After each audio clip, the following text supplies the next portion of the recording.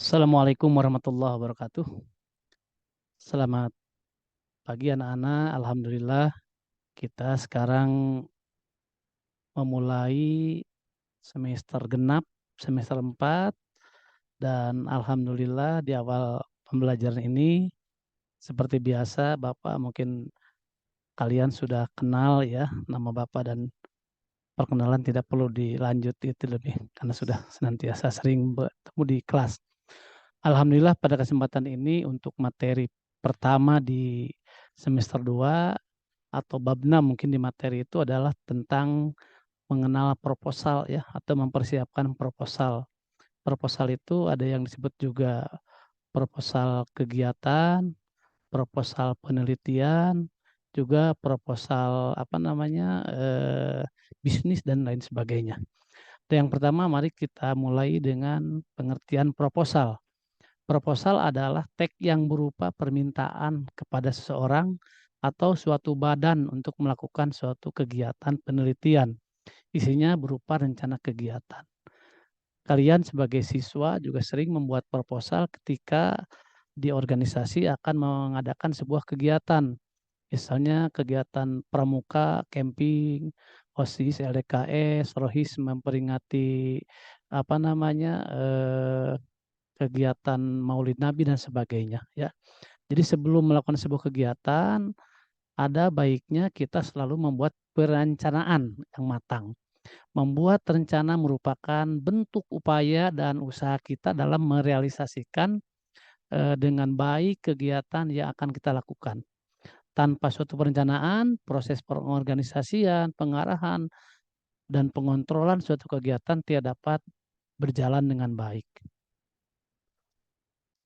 Nah, ini informasi penting dalam yang harus ada dalam proposal. Yang pertama tentang latar belakang pentingnya pelaksanaan proposal ya. Ini kalau di laporan penelitian ada bab 1 pendahuluan. Ini bagian pendahuluan. Yang kedua ada informasi metodologi pelaksanaan kegiatan atau metode penelitian ya.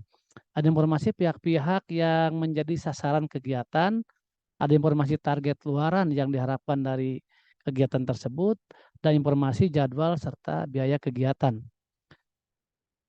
Selanjutnya yaitu tentang aspek-aspek yang perlu kita perhatikan dalam sebuah proposal. Yang pertama susunannya, dari mulai bagian-bagian proposal tertib, bab 1, bab 2, bab 3, bahkan kalau itu sampai ada 5 bab di proposal penelitian itu.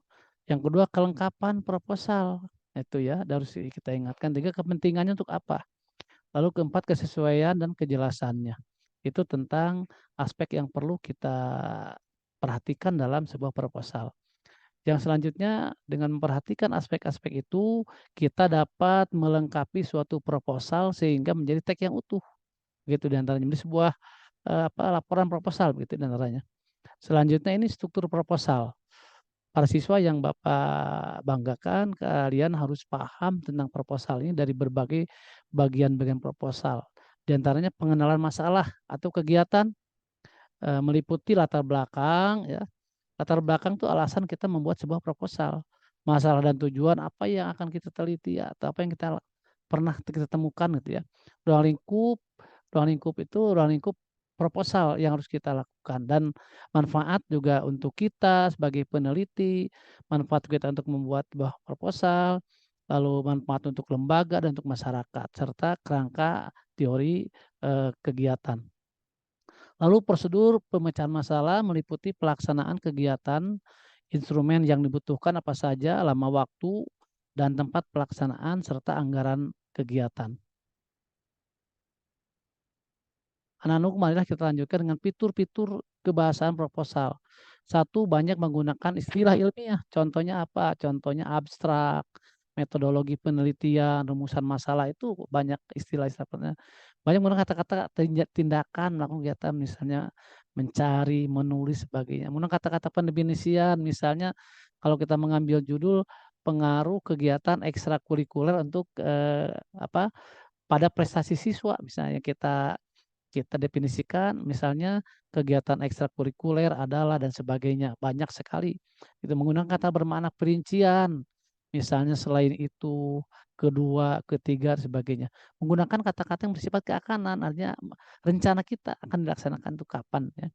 Menggunakan kata-kata bermakna lugas denotatif, makna yang sebenarnya, karena dalam proposal tidak boleh ada makna konotatif atau makna yang tidak baku begitu, karena proposal termasuk karya ilmiah atau karangan tulis ilmiah. Selain itu, proposal harus menggunakan ragam bahasa baku tadi kata Bapak sampaikan, baik itu dalam hal penggunaan kata-katanya maupun struktur kalimatnya. Hal ini terkait dengan tipe dari proposal sendiri, termasuk jenis tulisan ilmiah. Lanjut ini latar belakang penulisan proposal harus berlandaskan fakta di lapangan dan dasar teori. Di fakta di lapangan kita misalnya contoh melakukan suatu penelitian tentang kemampuan siswa SMA 19 Garut dalam menggunakan kata baku atau kalimat baku dalam kegiatan, menulis deskripsi atau narasi. Ditambah teori. Dasar teori dari mana? Ya pendapat para ahli ini ya yang menjadi rujukan kita. Maka akan jadi latar belakang mesin proposal atau alasan mengapa kita membuat sebuah proposal, begitulah pada proposal. Nah, selanjutnya proposal harus disusun dengan memperhatikan aspek berikut. Sajiannya menarik dan mudah dipahami, harus menarik ini. Artinya menarik misalnya dari cover saja sudah, alah kita tertarik gitu ya untuk membacanya. Lalu, strukturnya lengkap, bagian-bagiannya tadi ya. Lalu kaidah kebahasaannya benar. Misalnya ada pernyataan argumentatif, persuasif, kata teknis, pendefinisian dan sebagainya itu diantaranya. Nah, selanjutnya proposal yang baik harusnya berkenaan dengan kepentingan umum dan dapat mengatasi suatu permasalahan. Misalnya kita menemukan permasalahan di sebuah tempat begitu ya, maka kita harus tahu asal usul permasalahan itu. Anak-anakku mungkin untuk hari ini pertemuan pertama dalam pelajaran bahasa Indonesia Bapak cukupkan sekian tentang proposal. Maka oleh sebab itu tolong ya yang Bapak sampaikan barusan dipahami dan kalian, gali, kalian cari sumbernya dari materi-materi yang lain, bisa dari internet, dari buku paket dan sebagainya.